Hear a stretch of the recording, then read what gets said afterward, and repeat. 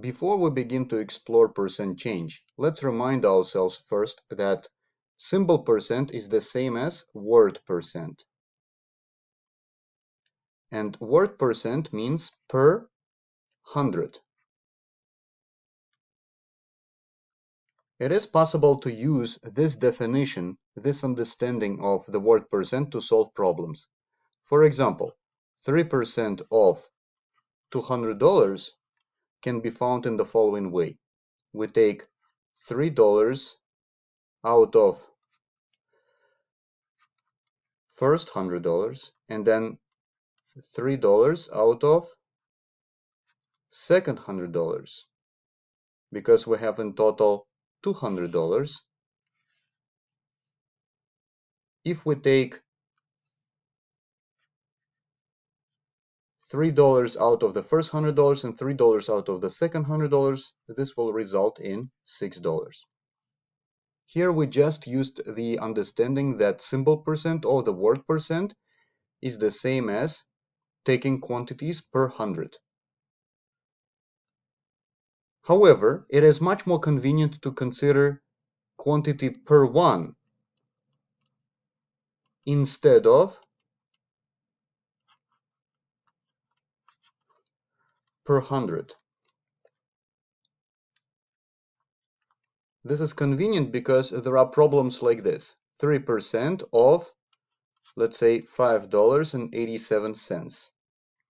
Because $5.87 is not readily given to us as quantity of hundreds, it is much better if we replace 3 per 100 as 0.03 per 1.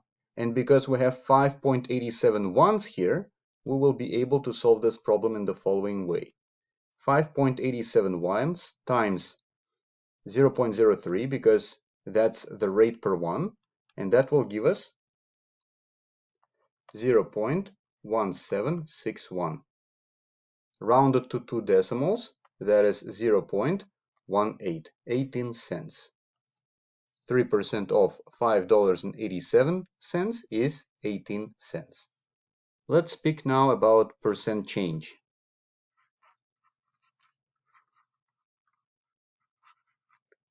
Percent change can be of two types. This change can be either increase or it can be decrease. Let's speak about increase first. Here is a simple example. $100 increased by 5%. The simplest way to solve this problem, and the most straightforward, is to first find 5% of $100. That will be, of course, $5. And then the second step will be to take $100 and add on top $5. So it's $105. We have increased $100 by 5% simply by adding 5% of 100, which is $5, on top of $100, which resulted in $105. When we speak about percent decrease, we can have this example. $100 decreased by 5%. Again, we can utilize those two steps. So first step is 5% of $100 is $5, and the second step is to take $100 and subtract $5, which results in $95.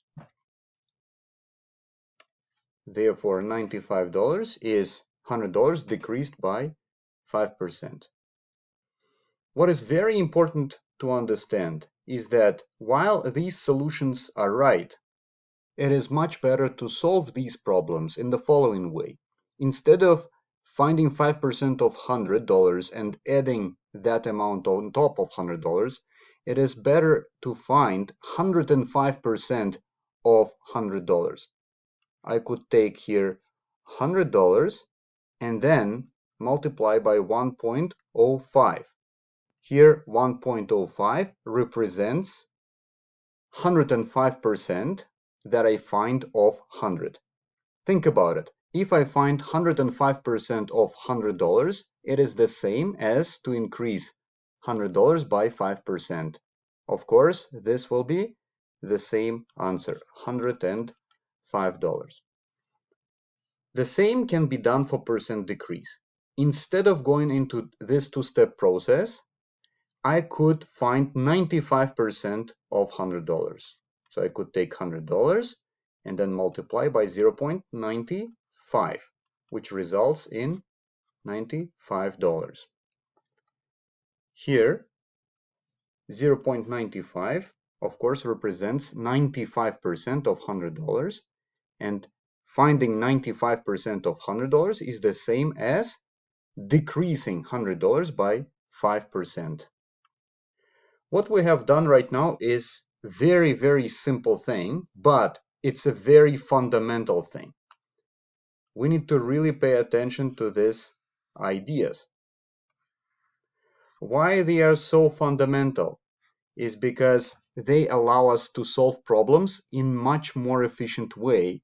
Therefore, my main warning is that it's better not to solve percent increase or percent decrease problems by following this two-step process.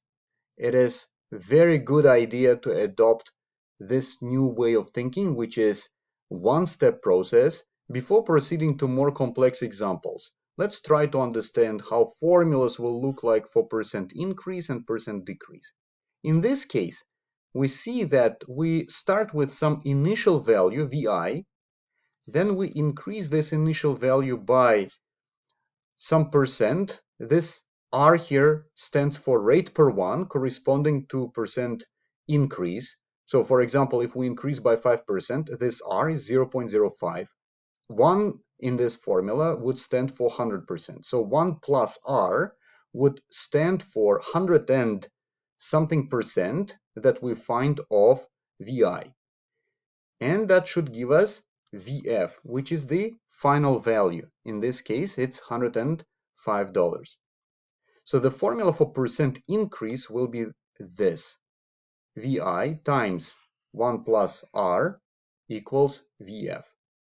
What about percent decrease? Well, the formula is very simple. We start with initial value, then we decrease by some percent, which means that we'll take 100% and subtract the percent decrease. This R, of course, stands for rate per one, corresponding to percent decrease. 1 minus R, if we speak about this example, is 0.95. Then it will be Vf, which is the final value. And that's the formula for percent decrease. This formula, of course, is based on this idea that I was talking here about, and that is we don't go into this two-step process here.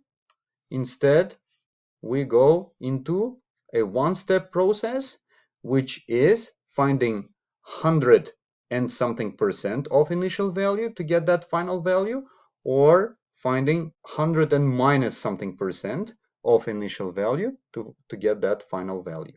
Let's speak about several examples. This first problem reads, if 5,230 is increased by 30%, what will it become? Most people would solve this problem following a two-step process. They would find 30% of 5,230. 5,230 multiplied by 0.3. 1,569. And the second step would be to take 5,230 and add 1,569 on top.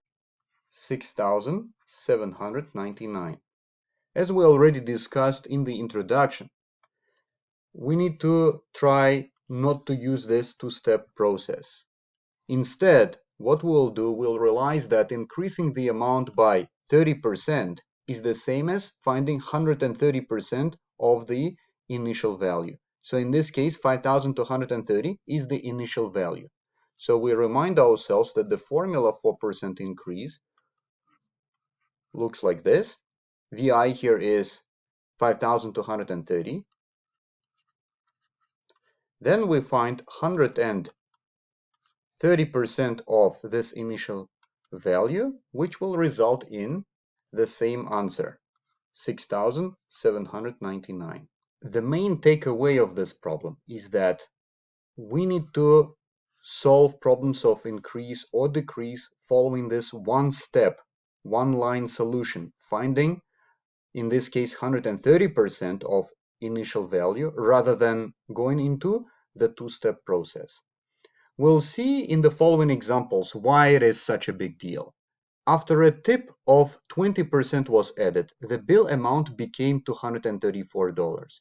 What was the bill amount before the tip was added? Actually, I want to show you first the common mistake people will make when solving this problem. In the beginning, they will find 20% of $234, which results in $46.8. And then in the second step, they will take 234 and subtract 46.8. $187.20. This solution is of course incorrect. It is incorrect because of two reasons. First is a fundamental reason, that in this problem, VI, which is the initial value, is mixed up with the VF, which is the final value. In this problem, we have 234, which is actually the final value. But this solution uses 234 as though it is an initial value. So once again, in this problem, this is actually VF. So you end with that amount. That's the final amount that you arrive to. Whereas this solution thinks about 234 as VI. You start with this amount. You decrease 234 in this incorrect solution by 20% instead of starting with initial value, which we actually don't know, and increasing that initial value by 20% in order to obtain that final value. But also this solution is incorrect because it utilizes a two-step process. An improved solution, which is still incorrect, would be this. When you, let's call it improved, it would be 234 decreased by 20%. Of course, it would result in the same answer. So it's improved because you replace this two-step process by a one-step process, but still it is incorrect because in this solution, 234, as I already mentioned, is used as though it's initial value. But as we already explained, 234 is actually the final value. So this solution is totally incorrect, even improved version of it. How do we correctly solve this problem? The most important, of course, is to realize that $234 is the final value, so we don't know the initial value, but we know that this initial value has been increased by 20% to give us the final value, which is 234. From here, we will find VI. VI is 234 divided by 1.2 equals to $195. Thus, $195 is the solution to this problem, or $195 increased by 20% is $234. On multiple occasions already I have warned not to follow a two-step process when solving problems, but the question is why. Let's consider the following problem, which will clarify to us why two-step process is not a good idea. What is $120 increased by 4% 200 times? Let's understand what this problem is asking. We start with some value, which is $120. This could be, for example, a stock price, which in the beginning increased by 4%. We already know how to find $120 increased by 4%. This will be 120 times 1 plus 0.04, which means that we find 104% of $120. So $120 has become $124.8 at this point. But then, again, there was an increase of 4%, which means that $124.8 has become $124.8, again increased by 4%. Again, we found 104% of $124.8 this time. So this will become $129.792. I'm not rounding here to 2 decimals because this process is not over yet. So you got a point right now. Again, it will be increasing by 4% to 129.792, increased by, again, 4%. And so on, so on, so on. This process will continue 200 times. Of course, you can realize that it's not feasible for us to go 200 steps in solving this problem. Instead, we of course should use some different technique which will make this solution much simpler. To demonstrate this better technique, what we'll do is that we'll start with $120 as our initial value. We'll increase it by 4%. So then, of course, this will become final value after the first increase. But then this will continue for another increase. So this final value here, after the first increase, has been increased again by 4. And again, it will be increased by 4. And you understand that it will be happening so on until the final increase of 4%, which means that in total we have 200 increases. When we multiply number 200 times, this is of course exponent. So I can write these 200 increases as 1 plus 0.04 exponent 200. And it's now very easy to solve in a calculator. 306,089.97 rounded to 2 decimals. Well, you can see how powerful is percent compounding. Increasing a number by 4% 200 times results in a much higher value. This example is here to demonstrate two things. First of all, is that when you have compound increases like these, this idea that we adopted, that is, we went into one-step process finding 104% of initial value multiple times, this idea allowed us to stack these terms in such a way that their multiplication resulted in the exponent. And it's very easy to calculate exponent in a calculator. Our next problem will utilize this idea.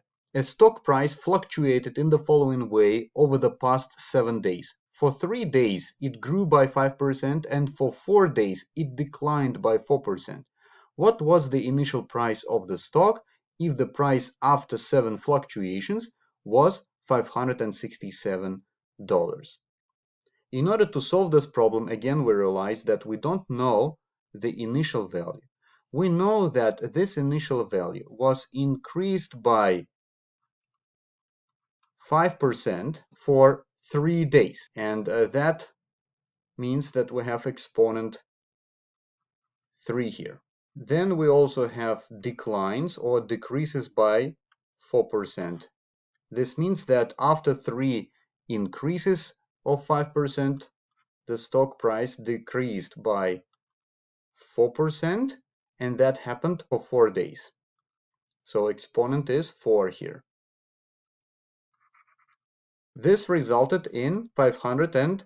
$67. One thing to understand here is that this problem doesn't say exactly the sequence of increases and decreases. It could be that for the first day it was increased by 5% and then the next day it was decreased by 4% and then increase by 5% again and then decrease again. So the sequence of decreases and increases is not specified in this problem. However, if you remember, multiplication is subject to so-called commutative law, which means that A times B is the same as B times A. So in multiplication, we can change the order of terms, and it doesn't matter in terms of how many terms we have. So for example, A times B times C is the same as C times A times B, for example. Which means that if I wrote these brackets here in different order, I could still group them in this order that I have written here. Well, how do we solve this? We can announce this term as some value, let's say A. So this term can be computed and can be recorded as some value A. We use this A here to make it easier for us to write our calculation. 567 divided by A for VI, which is 576.67 if rounded to 2 decimals. Thus, the solution to this problem is $576.67. Here is another problem. $450 has become $543. What is percent increase? In this problem, we don't know percent increase.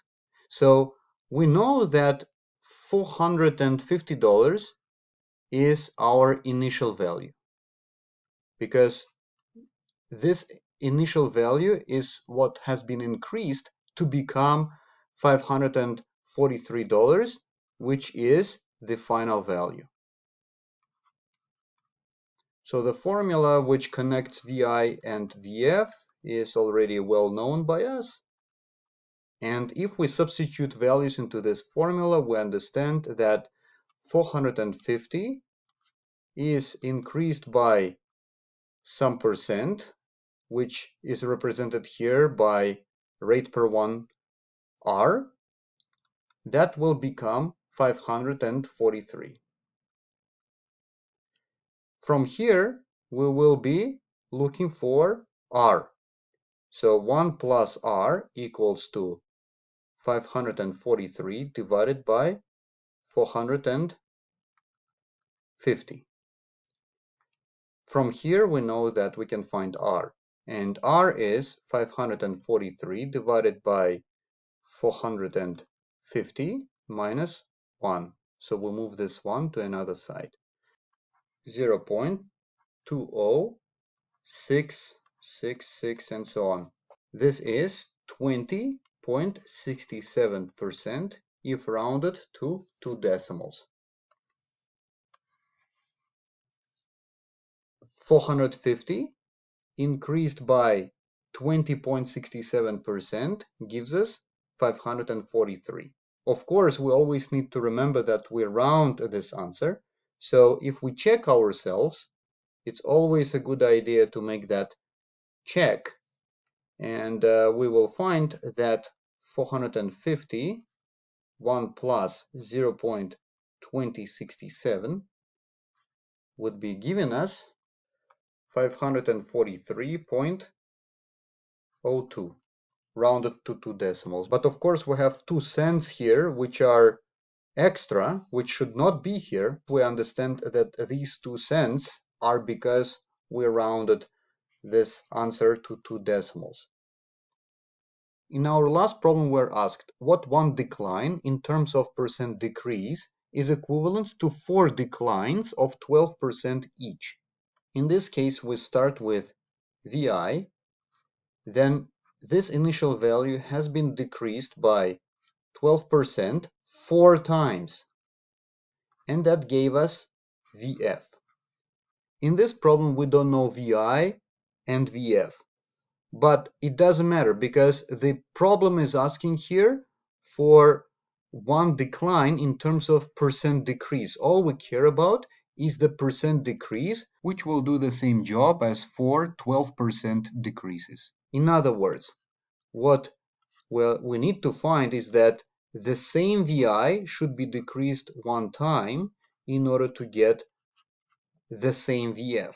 From these two equations, it is clear that 1 minus R should be equal to 1 minus 0.12 exponent 4, which means that R will be equal to 1 minus 0.12 exponent 4.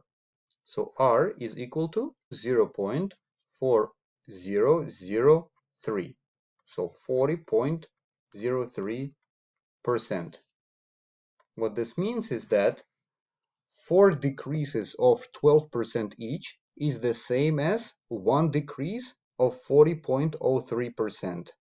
One should note here a very important thing, and this thing represents a very common mistake that people make in this problem. A lot of people make this mistake. They would take 12% and simply multiply by 4 to get the answer, which will give them 48%.